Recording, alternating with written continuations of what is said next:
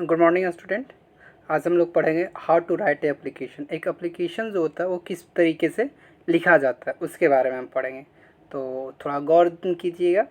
हम टाइम ज़्यादा वेस्ट ना करते हुए अपने टॉपिक की ओर बढ़ते हैं। तो सबसे पहले हम देखते हैं कि कोई भी एप्लीकेशन हम लिखते हैं तो किस प्रकार का एप्लीकेशन होता है, एप्लीकेशन कैसे लिखा जाता है। तो नॉर्मली क्या होता है, बहुत सारे लीव के लिए अगर हम एप्लीकेशन लिखते हैं, बहुत रीज़न होता है जिसमें हम लोग जो है लीव लेते हैं। सपोज डैट अगर ब्रदर मैरिज है, सिस्टर मैरिज है, किसी का भी मैरिज हो, उसके लिए हम लीव लेते हैं। और अगर कोई कहीं बाहर जाना हो उसके लिए हम लीव लेते हैं।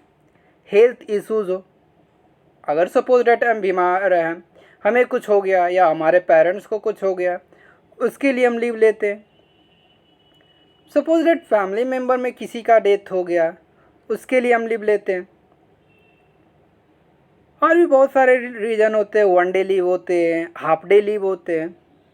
सपोज डैट आपके पेरेंट्स कोई गवर्नमेंट जॉब करते हैं और उनकी पोस्टिंग जो है समय समय पे, आज यहाँ है तो कल वहाँ है, शिफ्ट होते रहती है।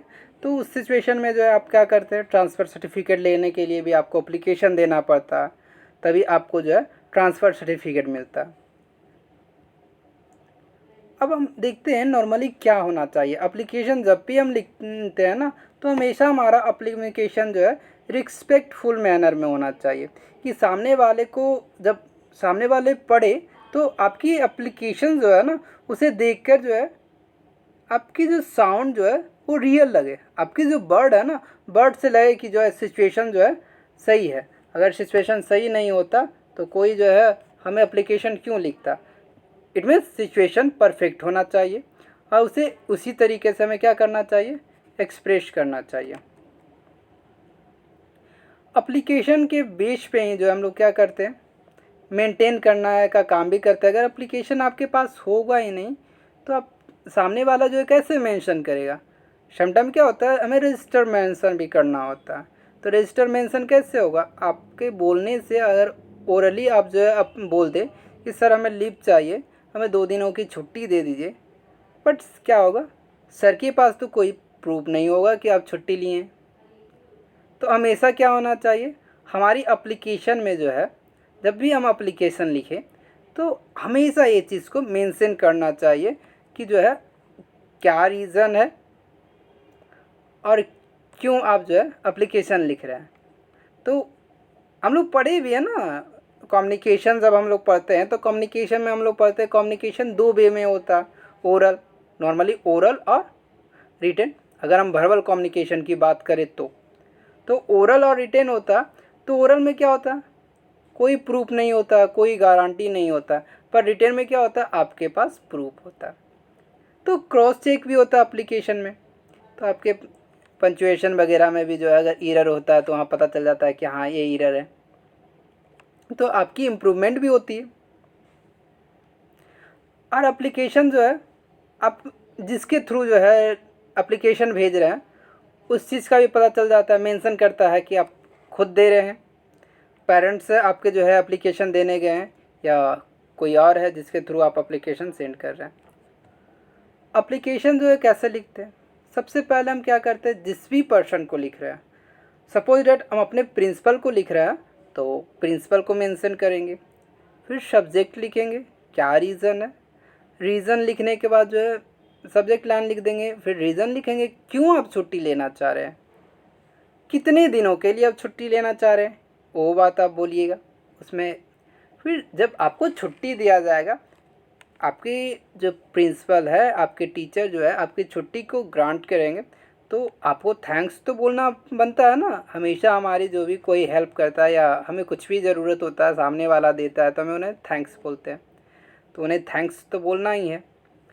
उसके बाद क्या करना, अपना नेम और सिग्नेचर, क्योंकि अब रजिस्टर मेंशन जब सपोज डेट करने की ज़रूरत पड़ जाए तो वो कैसे मेंशन होगा, और उनके पास होना चाहिए ना कि आप ही का वो एप्लीकेशन है। तो हमेशा अपना जो है name, signature, roll number, class, branch. तो सबसे पहले हम क्या करते हैं, अगर सपोज डेट आप एप्लीकेशन लिख रहे हैं तो 2 लिखेंगे। उसके बाद प्रिंसिपल।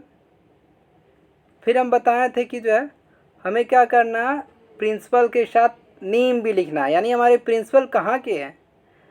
जैसे आप लोग सपोज डैट जीपी अररिया में पढ़ते हैं, गवर्नमेंट पॉलिटेक्निक अररिया में पढ़ते हैं, तो आप लिखिएगा गवर्नमेंट पॉलिटेक्निक अररिया। उसके बाद क्या होगा, हम एड्रेस पे आएंगे, तो एड्रेस में हम लोग क्या लिखेंगे, एड्रेस में हम लोग रामपुर कुदरकट्टी, जो कि आपके कॉलेज का एड्रेस हो, कोई भी कॉलेज हो, कोई भी स्कूल हो। अगर आपका कॉलेज जो है, आप गवर्नमेंट पॉलिटेक्निक अररिया में पढ़ते हैं, तो आपके कॉलेज का एड्रेस क्या है, गवर्नमेंट पॉलिटेक्निक अररिया, तो आप गवर्नमेंट पॉलिटेक्निक अररिया लिख सकते हैं। आफ्टर डेट क्या लिखिएगा, एड्रेस, क्या एड्रेस है वो तो हो ही गया, फिर डेट, फिर सब्जेक्ट, क्या रीज़न है, किस लिए आप जो एप्लीकेशन लिख रहे हैं, 2 days leave, 5 days, 4 days, 1 week, तो बताइएगा कि हमें कितने दिन के लिए अब लीव ले रहे हैं, उसके लिए लिख रहे हैं। फिर अपन क्या लिखेंगे, सर या मैडम, अगर प्रिंसिपल हमारे जो है सर हैं तो सर लिखेंगे, मैडम है तो मैम लिखेंगे।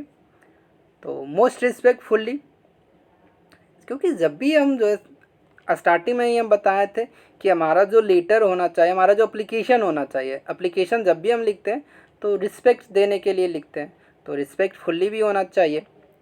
आई want to state that I am not in a position to come to the school since I am suffer from fever. Means हमारी जो तबीयत जो है ना वो सही नहीं है, इसीलिए जो है हम बीमार हैं। अब तबीयत ठीक नहीं है तो हम बीमार ही होंगे ना, इसीलिए स्कूल जो है अटेंड नहीं कर सकते। I have been guided by my doctor, our doctor, my doctor our, हमारे जो डॉक्टर है ना वो हमें सलाह दिए हैं कि हमें क्या करना, प्रॉपर रेस्ट की ज़रूरत है, इसीलिए हमें 2 दिन 4 दिन जो भी है, जितना डेट है आप मेंशन कर दीजिए।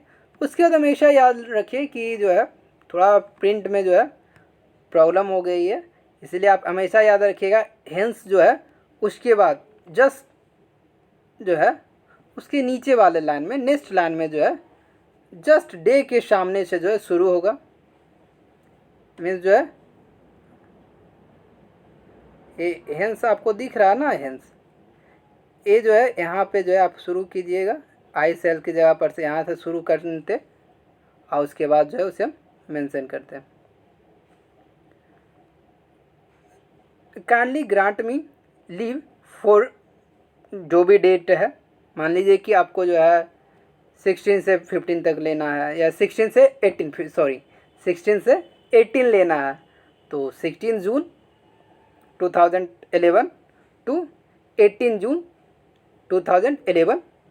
आई शेल बी रियली ग्रेटफुल, क्योंकि हम बताए थे कि हमें क्या लास्ट में थैंक्स भी बोलना है, थैंक यू बोलना है सामने वाले को, तो हमेशा जो है I shall be really grateful to you, thank you.